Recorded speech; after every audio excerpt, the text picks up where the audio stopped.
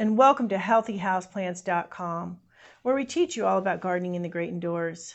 Today's video is sponsored by our Amazon affiliate link, which you'll see in the comment section below. So today I'm going to talk to you about one of my favorite plants. I have a lot of favorite plants, but this one is such a favorite plant. It's called the ZZ plant.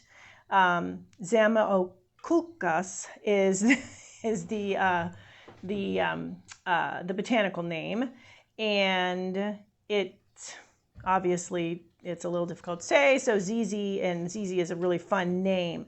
So it's an Eastern African native, and it has, besides having a great name, it has these shiny dark green leaves, oval shaped leaves, and it has a really upright growth habit.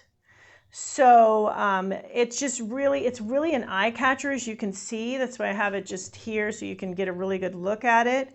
And it has some nice thick foliage. So that being said, a lot of the houseplants that have thick foliage, they don't need watering that often because they hold in the moisture. So this one thing you do want to keep in mind with ZZ plant is you want to not overwater it. Basically, you want to not overlove this plant, because if you do, that would be the only way that you might lose it. But it's very hard to lose these plants because they're just so easy to grow.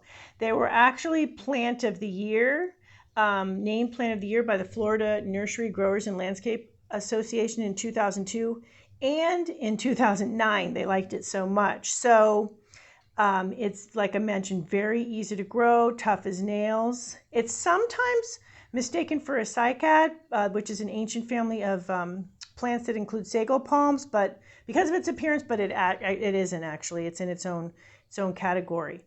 So the other great thing about it, it tolerates low light better than most indoor plants. And so you can put it in a darker corner of your living room and that sort of thing. It will grow more slowly in darker conditions, so keep that in mind.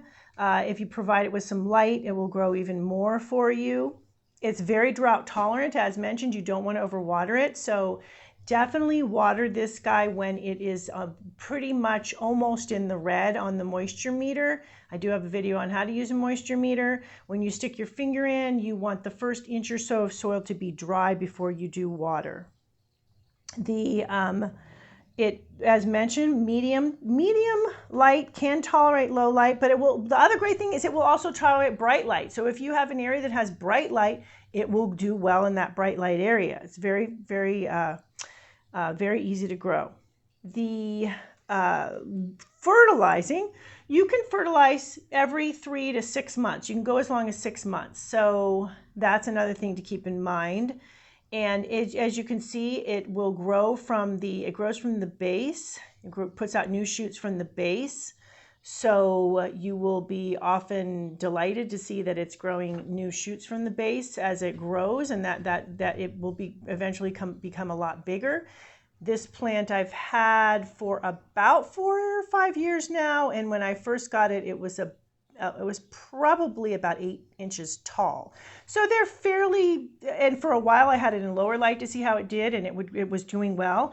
It remained healthy. It just didn't grow as much. Now I've put it in a little brighter light, actually near some full spectrum lighting, and it's growing faster. It's grown faster for me in the last year or so.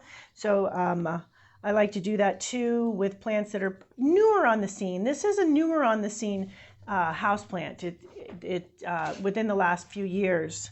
So I like to experiment when there's newer plants on the scene that everybody says are great. I like to experiment and say, okay, does it grow in lower light? Will it grow in higher? How does it do in higher light? A lot of plants you put in higher light will get leaf burn. This guy doesn't do that either. So that is something to keep in mind. So far, it has done. I haven't seen a pest on this plant. So another really great reason to grow it. And they have become easier to get just in the last couple of years as well.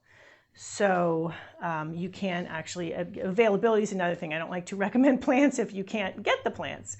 So you can now get them as well. So go ahead and give one a try. I think you'll have a lot of fun with it. Thank you for stopping by today. Please remember to like, comment, subscribe, and share this video, and let me know if there's any indoor gardening tutorials you'd like to see.